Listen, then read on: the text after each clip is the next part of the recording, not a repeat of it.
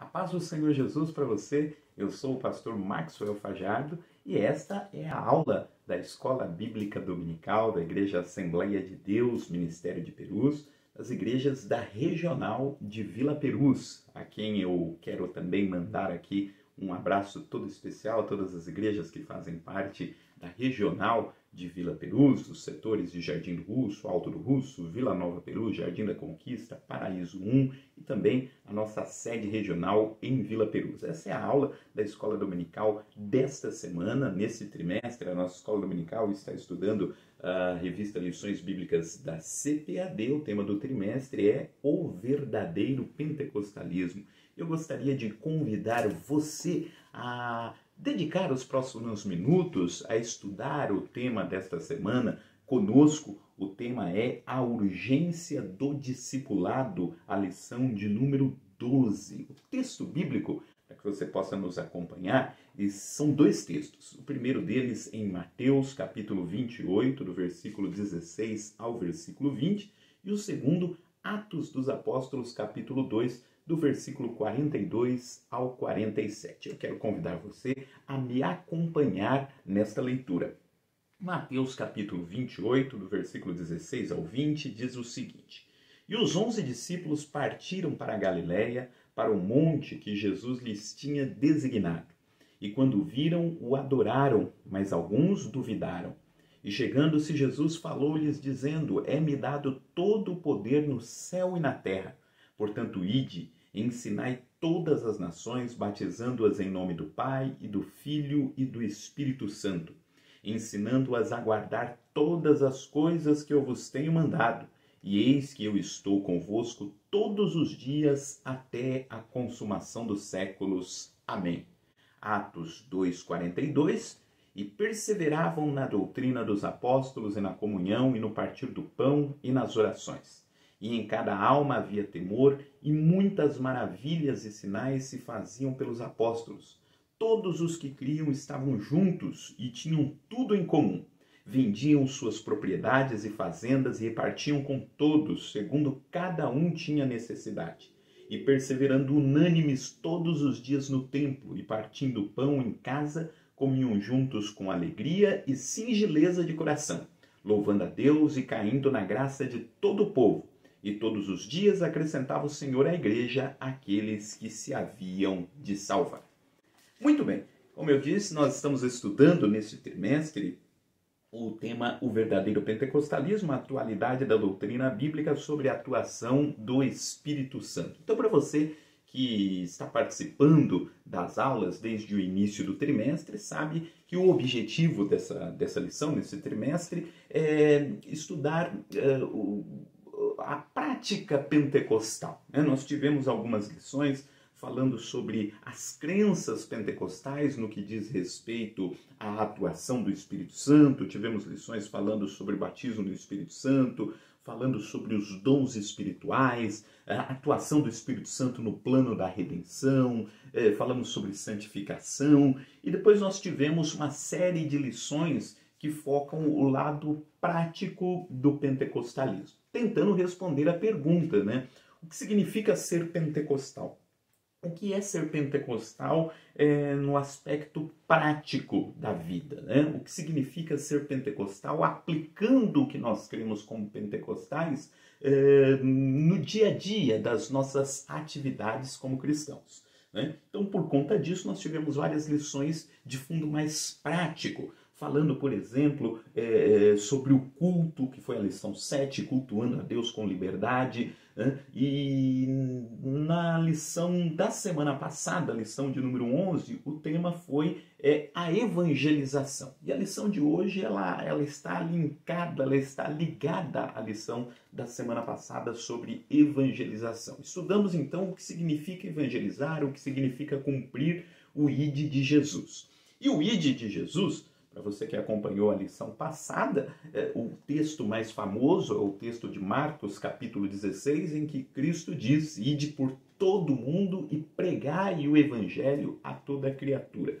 No finalzinho do relato dos evangelhos sobre Jesus, Jesus ressuscitado, reúne-se com seus discípulos e dá essa orientação a eles. Diz, olha, eu estou voltando para o Pai e agora a missão está na mão de vocês. E vocês devem ir por todo mundo e pregar o evangelho a toda criatura.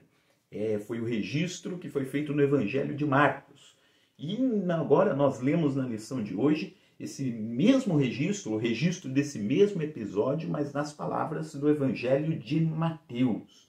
E Mateus, ele destaca, assim como Marcos, destaca algumas palavras de Jesus, este ide por todo mundo e pregai o Evangelho a toda criatura. Mateus faz alguns outros destaques, que é o que nós vamos estudar hoje. Então a lição, ela se baseou em 2 textos bíblicos. O primeiro deles foi essa orientação de Jesus, quando ele estava um pouco antes de retornar para o céu, né, de ascender aos céus, o que ele diz aos discípulos. E nas palavras do Evangelho de Mateus, diz que Jesus orienta os seus discípulos, está aqui em Mateus capítulo 28, versículo 18, chegando-se aos discípulos, diz, é-me dado todo o poder nos céus e na terra. O 19 diz, portanto, ide, ensinai todas as nações, batizando-as em nome do Pai, do Filho e do Espírito Santo. Esse versículo é o versículo-chave para a lição de hoje.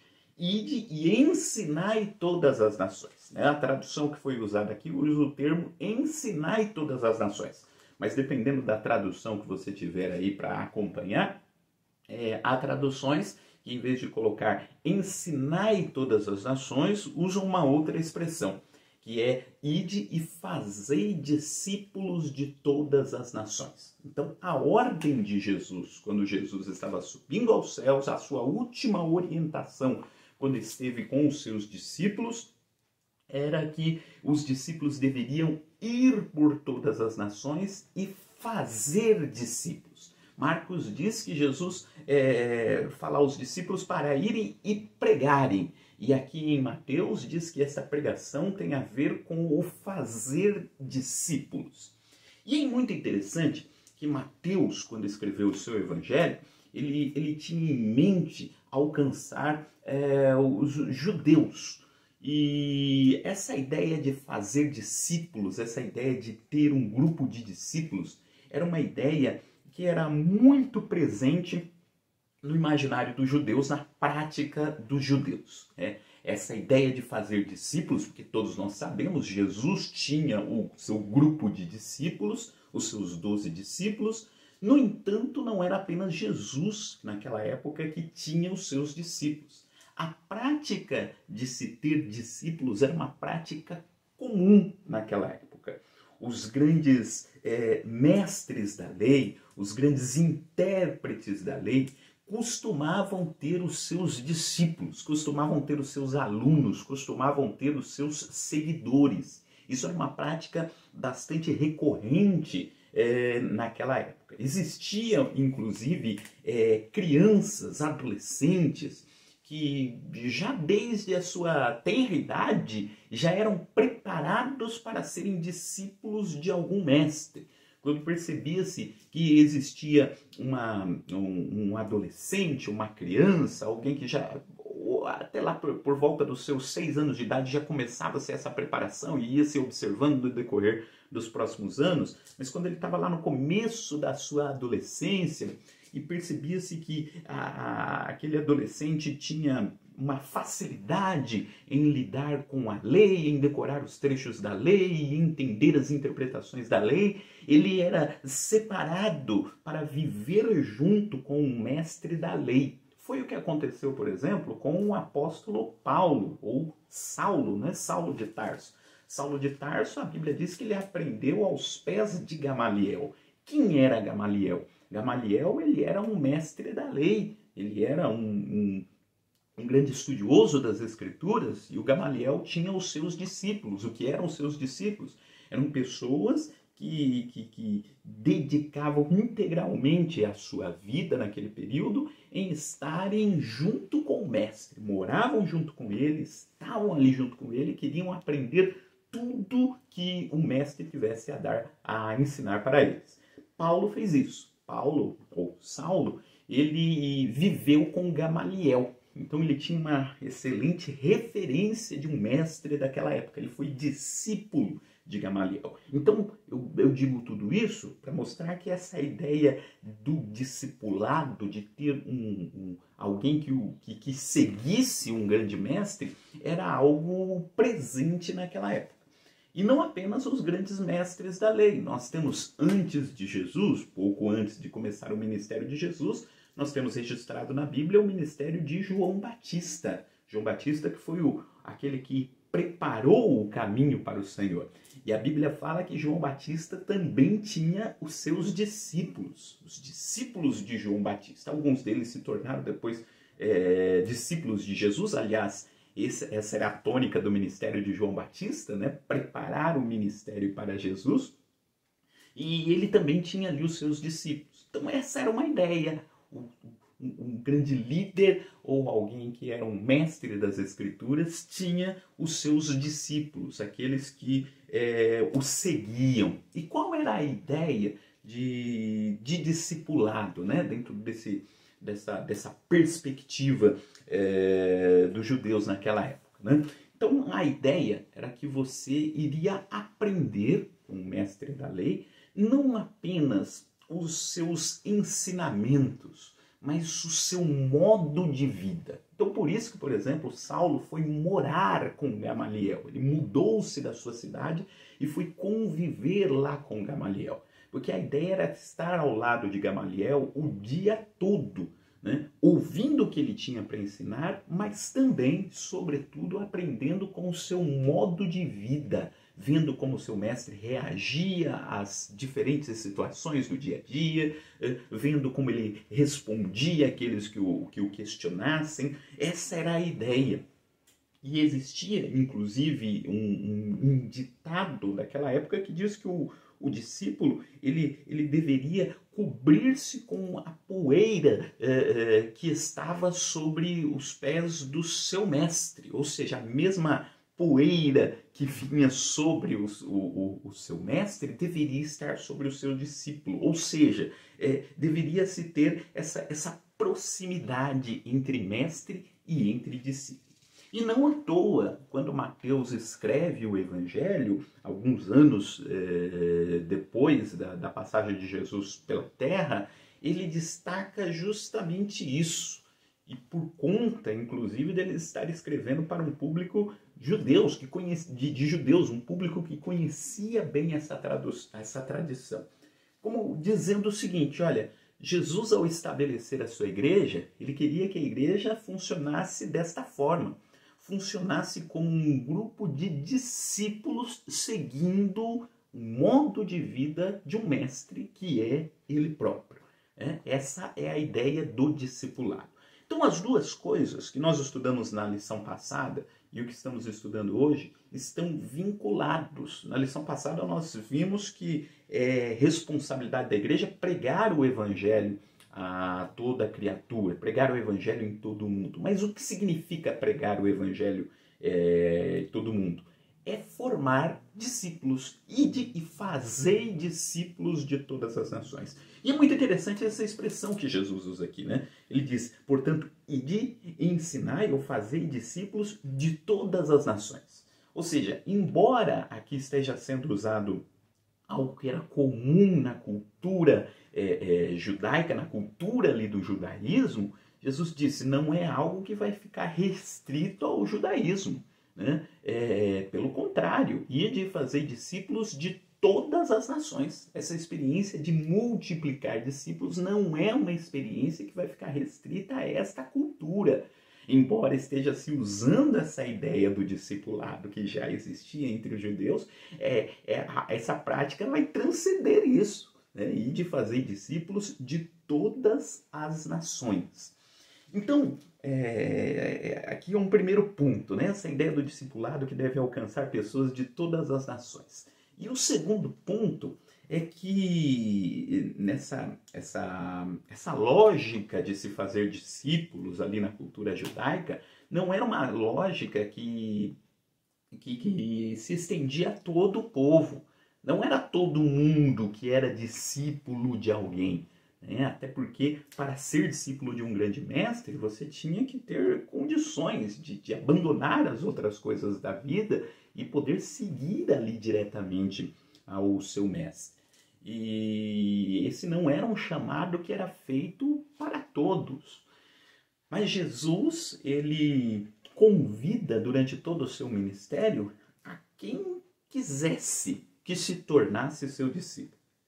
A famosa passagem que inclusive Mateus registra no seu evangelho, em Mateus capítulo 11, ele diz, né, vinde a mim todos os que estáis cansados e oprimidos, ou cansados e sobrecarregados, e eu vos aliviarei. Aprendei de mim, que sou manso e humilde de coração, e encontrareis descanso para as vossas almas. Então ele está convidando pessoas para que o seguissem, para que fossem seus discípulos. E quem? Quem é que podia ser discípulo de Jesus? Quem podia ser discípulo de Jesus? Ele diz lá no começo do texto, vinde a mim todos os que estáis cansados e oprimidos.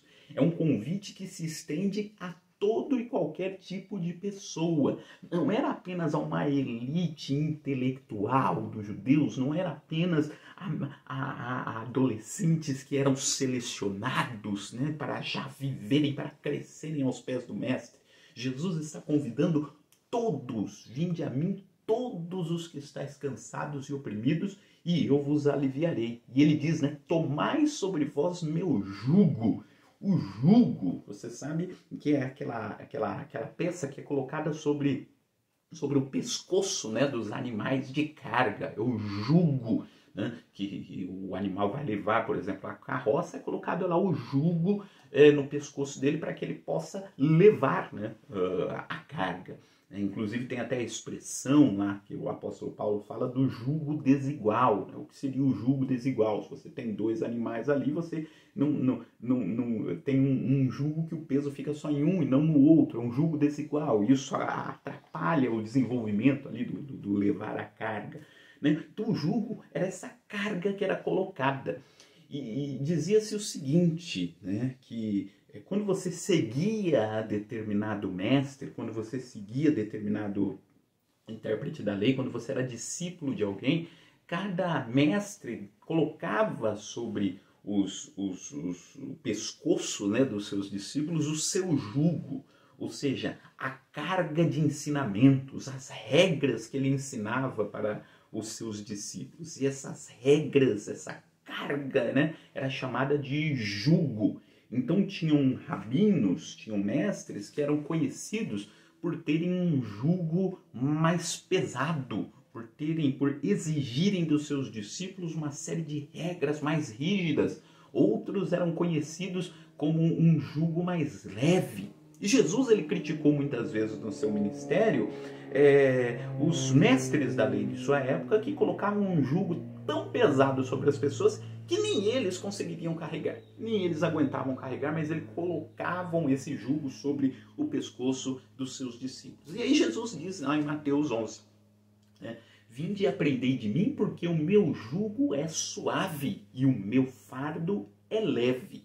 Ou seja, o que eu coloco sobre vocês não é algo pesado, não é algo que vai ser visto como um peso, como uma angústia de seguir. É um jugo leve, né? Dizem que lá há estudiosos do texto que falam que originalmente essa expressão, né, do jugo suave, uma das traduções possíveis é dizer que é um jugo adequado, né? Então, quando você colocava sobre um animal um jugo que era adequado a ele, não se tornava um peso e ele conseguia levar aquilo com tranquilidade. Então Jesus está dizendo, o jugo que eu tenho para colocar sobre vocês é um jugo adequado, é algo que vai se adequar a vocês.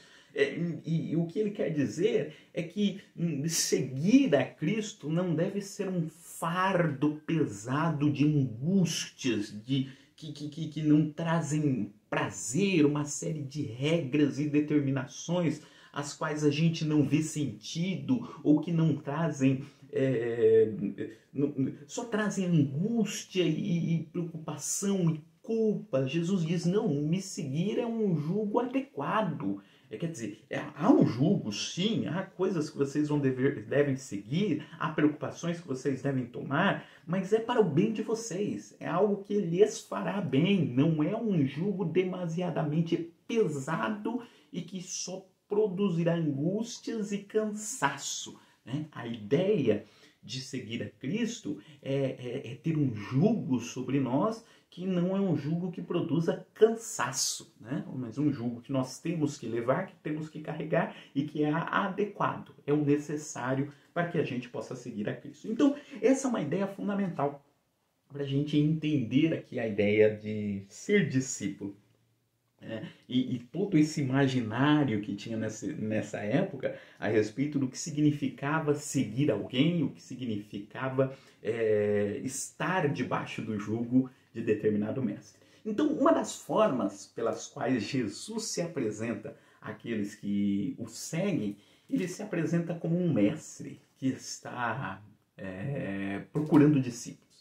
E é muito interessante que quando Jesus começa o seu ministério, ele vai lá na beira do mar da Galileia e lá ele chama os seus primeiros discípulos, ele diz, vinde após mim e eu vos farei pescadores de homens. É muito interessante como que Jesus usa as palavras, né, com aqueles homens. Né? Ele está falando com pescadores e por falar com pescadores, ele usa a linguagem do pescador. Eles estavam ali pescando. E Jesus passa ali por eles e diz, olha, vinde após mim e eu vos farei pescadores de homens. Jesus ele está usando a linguagem dos homens que estavam trabalhando com pesca. Ele usa a linguagem do pescador para falar com pescadores. E eles entenderam de imediato, porque diz que eles deixaram as suas redes e seguiram a ele. Não era algo comum um pescador, né, um pescador literalmente, se transformar discípulo, né? Mas Jesus ele chama o pescador usando a linguagem do pescador.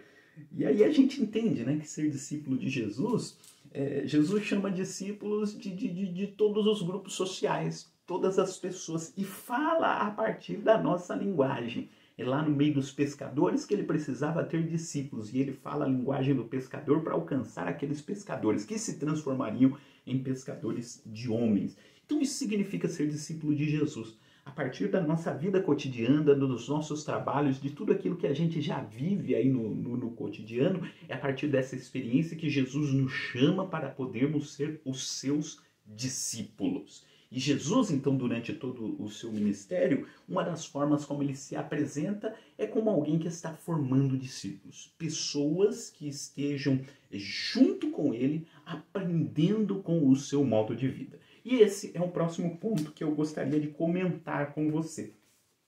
Ser discípulo de alguém significava não apenas aprender uma série de regras, uma série de normas, não era só, lógico, isso também fazia parte, não era só aprender conteúdos. Ser discípulo de alguém, né, ou ser discípulo de Cristo, não significa apenas você aprender os conteúdos que ele tem a trazer para você. Mais do que aprender os conteúdos, significa aprender uma nova forma de vida. Né? Por isso que o discípulo ele vivia junto com seu mestre e era mais do que uma aula. Né? Ser discípulo de alguém era mais do que ter aulas com seu mestre. Né? Porque na aula o mestre vem, ele dá a sua aula, termina a aula, ele vai embora e além disso, porque o discípulo ele convivia com o seu mestre. Porque a ideia não era só ter acesso aos conteúdos, mas era também conviver, era aprender com um modo de vida. E foi isso que aconteceu, por exemplo, com os 12 discípulos de Jesus, que o seguiram durante todo o seu ministério de 3 anos, o seu ministério terreno. Lembrando que não eram apenas os 12 ali que seguiam Jesus. A Bíblia fala, por exemplo, de um grupo de 70 que também era muito próximo ali de Jesus, talvez não próximo como os 12 discípulos, mas tinha um grupo de 70 que foram enviados, inclusive, por Jesus, lá em Mateus 10, na chamada Pequena Comissão, quando Jesus os enviou às cidades lá de Israel. E existia sempre várias pessoas que estavam seguindo a Jesus o tempo todo, homens, mulheres, a Bíblia fala de mulheres que sustentavam financeiramente o ministério de Jesus, algumas mulheres que estavam ali muito próximas de Jesus, que receberam inclusive o privilégio de serem as primeiras a verem Jesus ressuscitado. Então veja, existia um grupo muito grande de pessoas que estavam seguindo Jesus, e essa ideia de viver como Jesus vivia. Nós temos, por exemplo, lá em Lucas 24, naquela famosa passagem dos discípulos no caminho de Emaús, e a gente fala os discípulos no caminho de Emaús, a gente imagina a lista dos 12 discípulos, mas quando você vai ver o texto, diz que um se chamava Cleopas, o outro não diz o nome, né? Não sabemos o nome do outro, não sabemos nem se o outro era homem e mulher. Há até quem acredita que os dois discípulos poderiam ser um casal, né? Homem e mulher indo lá, mas a Bíblia só fala o nome de um, Cleopas,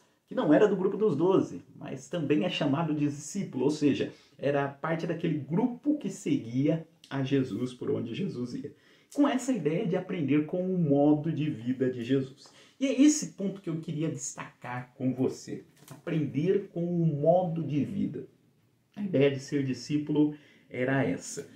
E Jesus, quando veio à Terra, né, logicamente o centro da missão de Jesus é o de morrer na cruz do Calvário, de trazer a nossa redenção, logicamente.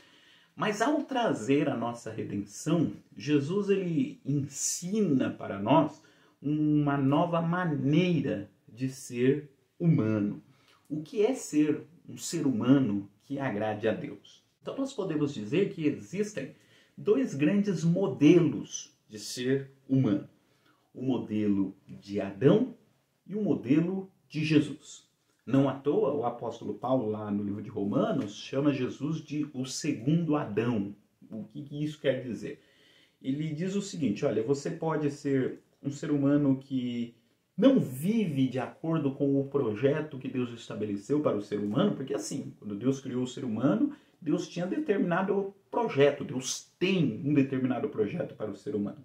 E Adão não cumpriu esse projeto que Deus queria que ele cumprisse, né? E por conta disso deu origem a uma raça de seres humanos, né? Porque existe apenas uma raça, né, de seres humanos. Ele deu origem a seres humanos que não agradam a Deus. Um modelo de ser humano que não está de acordo com aquilo que Deus planejou para o ser humano. Ou você acha que Deus queria que o ser humano fosse do jeito que o ser humano é, com tantos problemas que a gente está vivendo, e sobretudo na época que a gente está vivendo, né? A gente está no meio de uma pandemia e a gente vê quais são as ações do ser humano no meio dessa pandemia que a gente está vivendo, a gente vê como as pessoas reagem, enfim, tanta coisa que acontece. Veja, não é um modelo de ser humano planejado por Deus, é um modelo de Adão. Adão, ele desobedeceu a Deus. Adão, ele se opôs a Deus, descumpriu aquilo que Deus havia determinado. E você tem o modelo de Jesus. Jesus, assim como Adão, foi tentado, mas venceu as tentações. Jesus, assim como Adão, ele foi pressionado a ser independente do Pai. E, no entanto, Jesus venceu. Então, Jesus, ele é um modelo de ser humano que agrada a Deus. Então, se você fizer a pergunta, como Deus gostaria que o ser humano fosse? Deus gostaria que o ser humano fosse do jeito que foi Jesus. Jesus é um modelo perfeito de ser humano. O ser humano que agradou a Deus foi Jesus. Jesus é um modelo de ser humano. Isso quer dizer que, se ele é um modelo, Deus quer que a nossa vida siga em todos os sentidos esse modelo que foi um modelo estabelecido por Jesus. Há um livro, inclusive, que eu li na minha adolescência e que marcou bastante, que se chama Em Seus Passos, o que Faria Jesus, que é uma indicação que eu faço para você também. O livro Em Seus Passos, o que Faria Jesus, ele conta a história de uma cidade do interior dos Estados Unidos, em que por uma série de condições ali que aconteceram na cidade, aí tem toda a história lá do livro, uma igreja se propõe a, antes de fazer qualquer coisa, grande ou pequena, fizesse a pergunta: se fosse Jesus no meu lugar, o que Jesus faria? Se fosse Jesus na minha condição, na minha profissão, Jesus morando onde eu moro, como é que Jesus reagiria no meio dessa situação? E aí o livro conta essa história do que aconteceu na cidade quando uma igreja toda se dispôs a viver do jeito que Jesus vivia. Quer dizer, mas Jesus não vivia num contexto urbano como o meu no século XX. Sim, ok, Jesus vivia lá na Palestina, lá no século I, mas se ele vivesse aqui, né? Se ele tivesse aparecido aqui, vivido aqui, como ele viveria? Isso é seguir um modelo de Jesus. Jesus é um modelo de ser humano. E o que isso tem a ver com o discipulado? Tem tudo a ver, porque o discipulado é uma forma de ensinar um modo de vida. Com o discipulado, espera-se que o discípulo aprenda com o seu mestre como viver. Então, quando Jesus ele reúne diante de si os seus discípulos, ele está propondo isso: aprendam de mim que sou manso e humilde, e encontrareis descanso para as vossas almas. Conviver com Cristo significava aprender com o modo de vida dele. Isso é o discipulado.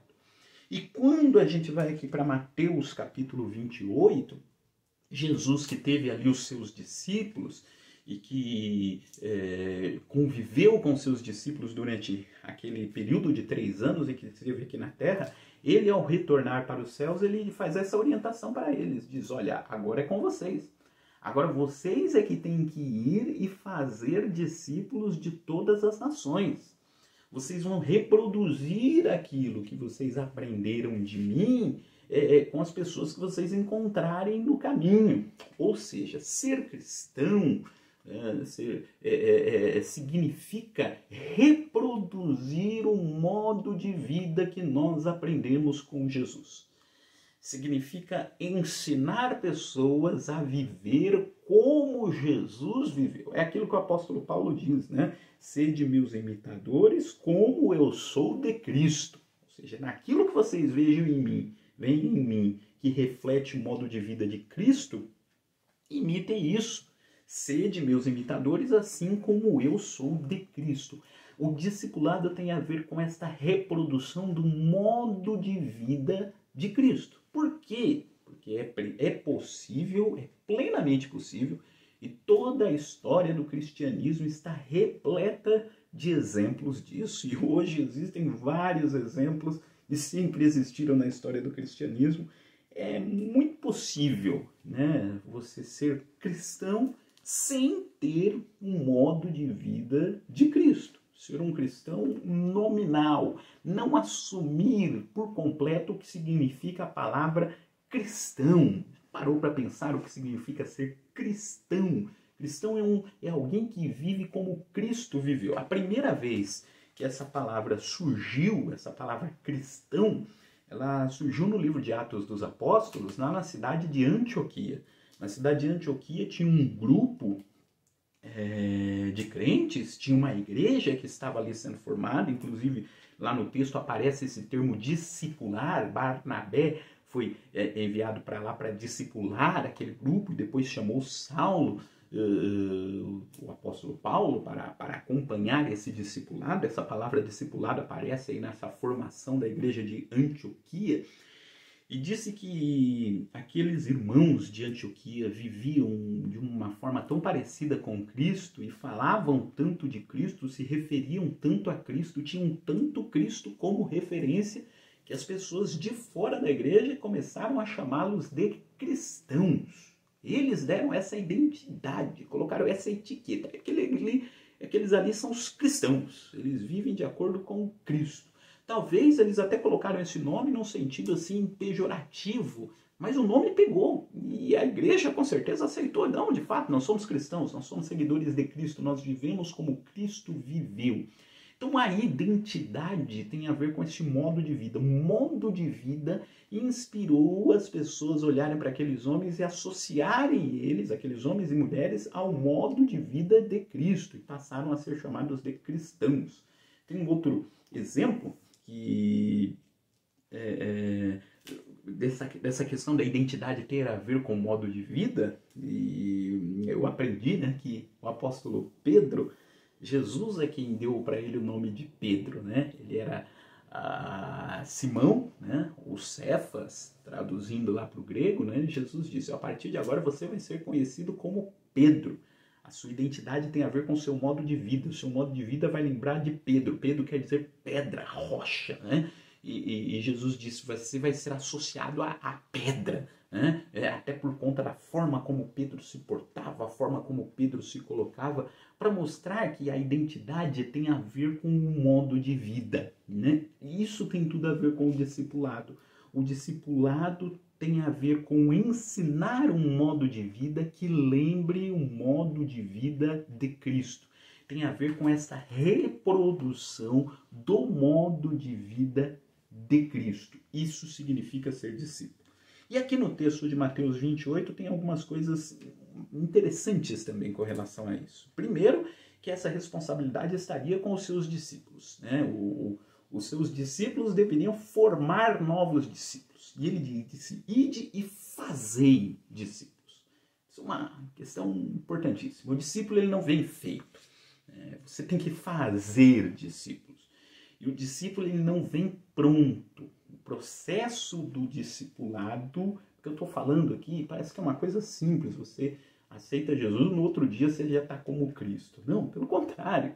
Nós só vamos alcançar a estatura de um varão perfeito quando nós chegarmos na eternidade. Aqui na Terra nós vamos estar batalhando a cada dia para alcançar esse padrão, né, que é o padrão de Cristo. Ninguém vai conseguir dizer aqui na Terra que alcançou o padrão, o padrão 100%. Né? A gente está lutando para alcançá-lo.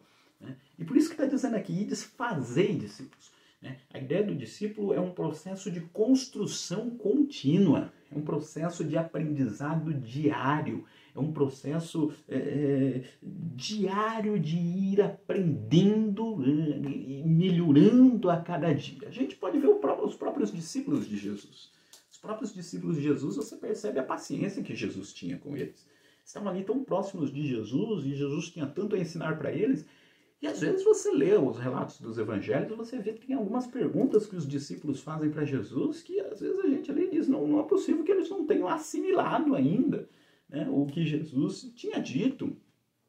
Lembra lá de João, capítulo 14, quando um dos discípulos diz lá para Jesus: olha, mostra-nos o Pai. E Jesus diz: mas você está tanto tempo comigo e não viu ainda? Quem vê a mim vê o Pai.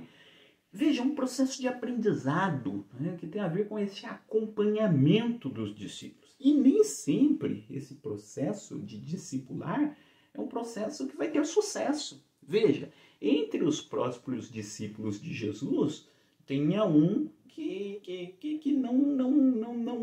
não assimilou nada do discipulado. Pode até ter assimilado durante parte da sua vida, mas não terminou bem. Que foi Judas Iscariotes, que inclusive traiu Jesus. Estava ali no grupo dos discípulos, foi chamado por Cristo, no entanto, se desviou do propósito do discipulado. Então, fazer discípulos tem a ver com isso, tem a ver com esse processo contínuo e até, em alguns momentos, acontecerá do processo ser interrompido e não haver mais como restaurá-lo, como foi o caso de Judas Iscariotes. Veja, Judas Iscariotes teve o melhor professor possível, teve o melhor discipulador possível, teve o melhor pastor possível, que era o próprio Jesus, e mesmo assim terminou da forma que terminou. Então esse é o processo de fazer discípulos. E como é que se faz discípulos? O texto aqui diz: ensinando-os, está no versículo 20, né, de Mateus 28, ensinando-os a guardar todas as coisas que eu vos tenho mandado. Formar discípulos significa dizer o que Jesus mandou. Não é o que eu criei, não é o que eu lutei para ter ou para fazer que eu vou ensinar ao meu discípulo. Não, ensinar o discípulo, fazer discípulo, significa indicar aquilo que Jesus mandou. Ele está dizendo aqui: ensinando a guardar todas as coisas que eu vos tenho mandado. E eis que eu estou convosco todos os dias. Jesus, o próprio Jesus, promete estar conosco nesse processo de preparação dos discípulos. Bom, então para terminar, eu quero só fazer referência ao segundo texto que é proposto aqui pelo nosso comentarista na lição, que é o livro de Atos, capítulo 2 e versículo 42, do 42 ao 47. A igreja de Atos dos Apóstolos, logo no seu início, começou a colocar em prática esse padrão de fazer discípulos. E esse texto de Atos 2 e 42 mostra justamente isso. Aqueles que criam estavam juntos, tinham tudo em comum, havia uma comunhão ali entre eles, e a gente começa a perceber nesse início da igreja primitiva esse processo de discipulado sendo aplicado, um ensinando ao outro, um edificando ao outro, um ensinando ao outro o modo de vida de Cristo, e a igreja ia se crescendo, ia se fortalecendo. Logicamente, o livro de Atos dos Apóstolos também mostra para nós as dificuldades desse processo. Mostra para nós erros que apareciam logo lá no começo da igreja, fala de algumas intrigas que apareceram ali naquele início, inclusive algumas delas até entre pessoas de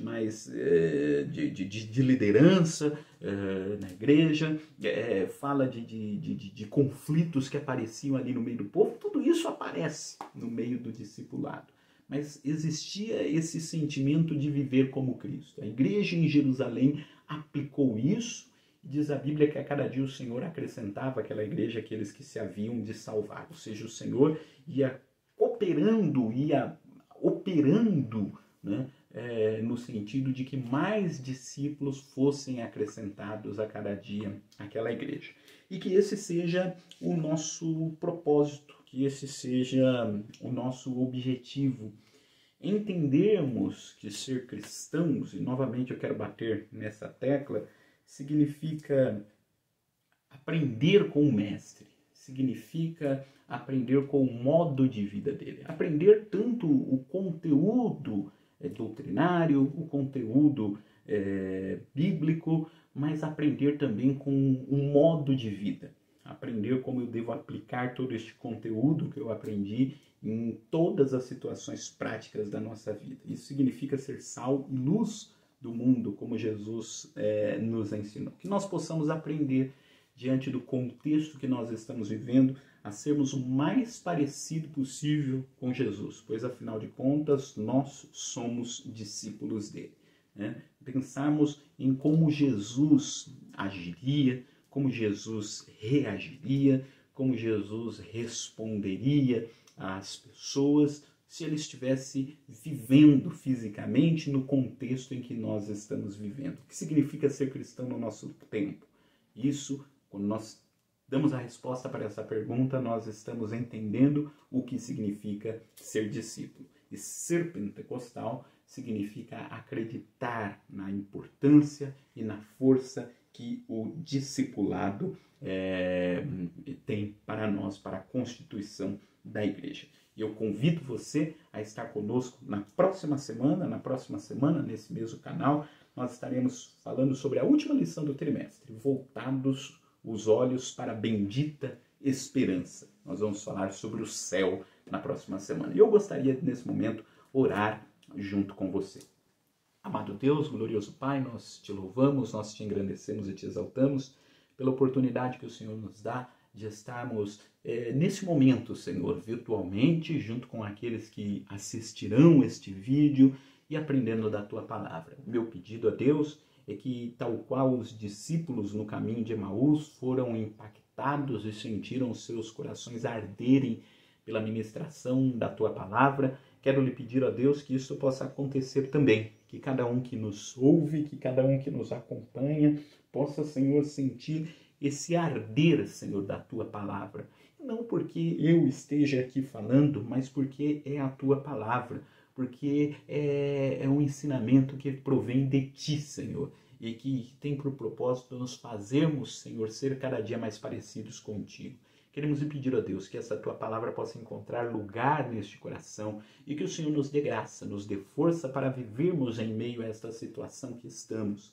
Queremos orar, Senhor, mais uma vez, por todas as famílias enlutadas neste período de pandemia, por todos aqueles que sofrem, Senhor, com toda a situação que essa pandemia trouxe. Tu és aquele, Senhor, que pode operar mesmo no meio deste caos que nós estamos vivendo. É aquele que pode trazer esperança a cada coração. E nós cremos que Tu és aquele que pode fazer isso. E é por isso que nós oramos, lhe pedindo em nome de Jesus. Amém. Amém, meu irmão? Que Deus abençoe você, que Deus abençoe a sua casa, que Deus abençoe a sua família e fique com Deus.